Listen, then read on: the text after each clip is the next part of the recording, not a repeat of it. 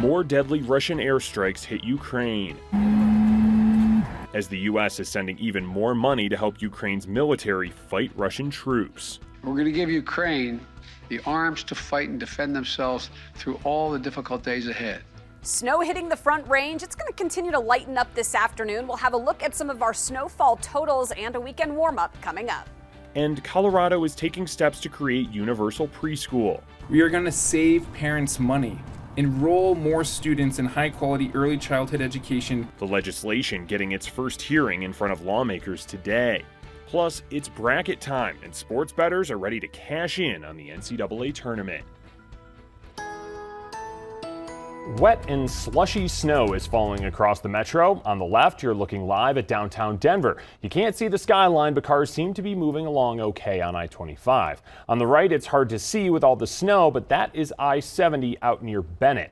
Now, the snow is why we're under a weather action day. This is a check of the current radar. You can see snow covering much of the area with some stronger bands as you head out east. The snow is going to stick around for a few more hours still. And we have team coverage at 11, but first we want to check in with meteorologist Lisa Hidalgo. And Lisa, some of these snow totals have been impressive, even if it is fairly slushy and wet snow.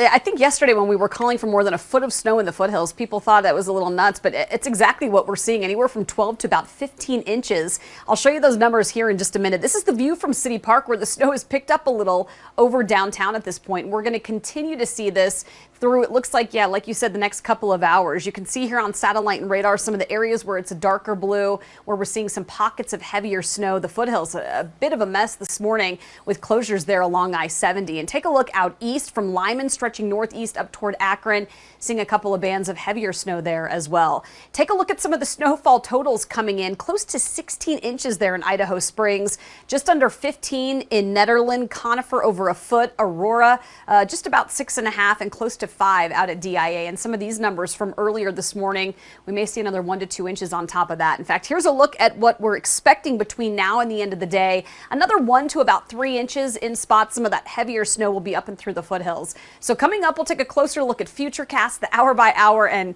we promised you a weekend warm up. I'll show you that, plus our next storm that's going to hit on Monday coming up. Jason? All right, Lisa, thank you. Now, we're also keeping an eye out there on the roads. This CDOT map gives an idea of conditions right now. Main roads pretty much all shaded in blue, which means roads are snowy and slushy. Denver 7's Veronica Acosta has been out in the snow all morning. She joins us live from Golden with a check on conditions. Hi, Veronica.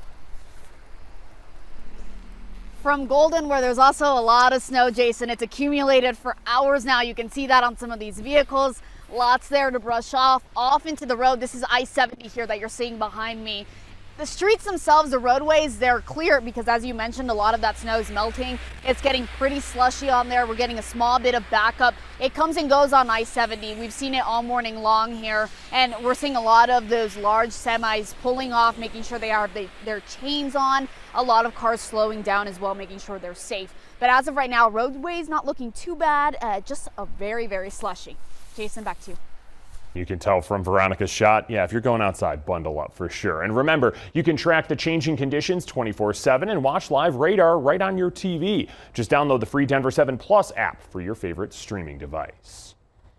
New at 11, President Joe Biden plans to speak with China's president about Russia's invasion of Ukraine tomorrow. U.S. diplomats say China might be interested in giving Russian President Vladimir Putin military and financial help. This will be the first time the leaders have spoken since the war began. In other developments from Ukraine, this video shows the devastation after airstrikes hit the port of Mariupol. Russia is hitting a growing number of civilian targets. As Elizabeth Schulze reports, Ukraine is mounting a resilient defense. Facing indiscriminate attacks on its cities from Russian forces, Ukraine is mounting a resilient defense. As shelling intensifies around Kyiv, Ukraine's military says it's preparing a counterattack north of the city. Ukrainians are fighting with their hearts and grit, providing surprising resistance to one of the biggest armies in the world. The Ukrainian military has been able to stop its movement towards Kyiv and towards most of the big cities.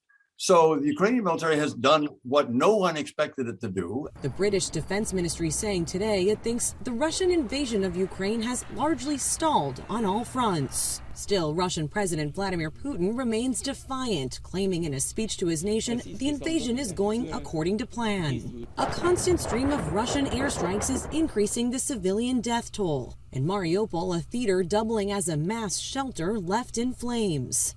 Satellite images show the word children clearly written on the ground in Russian around the building, a warning not to attack. The number of casualties is still unknown. We are very strong on the land, but Russians are stronger in the air, and they're taking our women and children from the skies. The U.S. is now preparing to send $800 million in new military aid to Ukraine, including anti-aircraft and anti-tank systems and 100 tactical Switchblade drones. These so-called kamikaze drones are small, can fly directly into a target to detonate, and require little training to operate. We're going to give Ukraine the arms to fight and defend themselves through all the difficult days ahead. Elizabeth Schulze, ABC News, Washington. Federal Reserve Chairman Jerome Powell gave an update on the U.S. economy late yesterday, saying we're in a good place after the pandemic, but the impacts of Russia's invasion of Ukraine are uncertain. In addition to the direct effects from higher global oil and commodity prices, the invasion and related events may restrain economic activity abroad and further disrupt supply chains, which would create spillovers to the U.S. economy through trade and other channels. Federal Reserve raised interest rates by 0.25% for the first time since 2018 yesterday. The Fed raised rates in hopes of stopping soaring inflation. They also say interest rates will likely rise 6 more times this year. The International Energy Agency is warning of even higher gas prices. The group says there could be an oil supply crisis starting as early as next month. It's because of sanctions against Russia and businesses refusing to do business with the country. A federal appeals court ruled the Biden administration can use a key climate metric when making decisions on environmental regulations. Now, this includes things like leases for oil and gas drilling. The metric is called the social cost of carbon. It estimates the cost of carbon emissions. President Biden set that cost at $51 per ton of emissions. He was supposed to update that last month, but was sued by 10 Republican-led states. Schools and businesses will have to use new ventilation standards under new guidelines from the Biden administration. Those guidelines are part of the president's COVID-19 plan.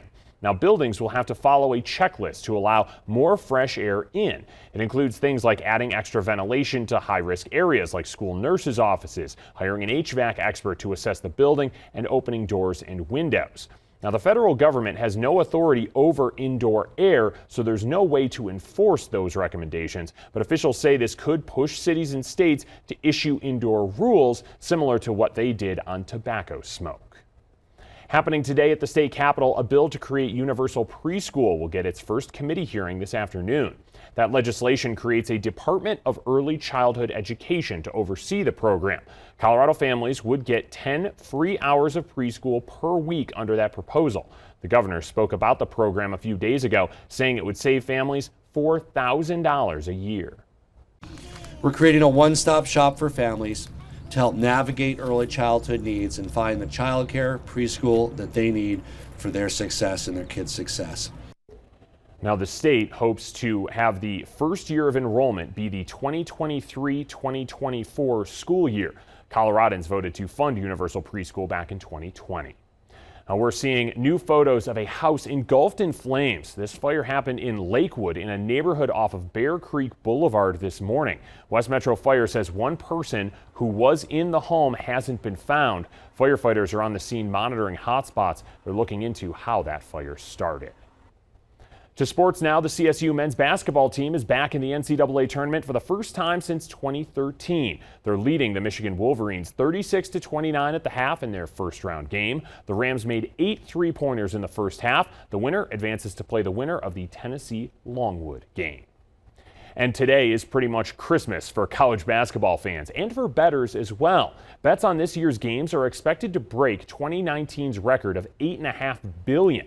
Newsy's Tyker Adkison takes a look at what makes betting on the tournament so popular.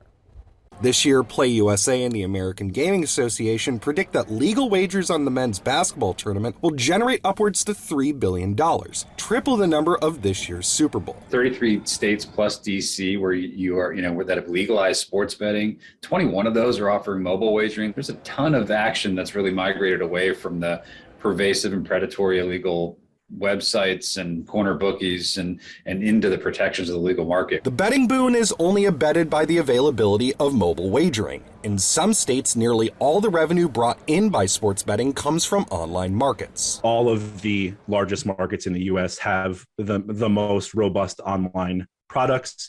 We're talking about, in New Jersey, more than 90% of all bets are placed online. That is larger in some states. In Colorado, more than 95%.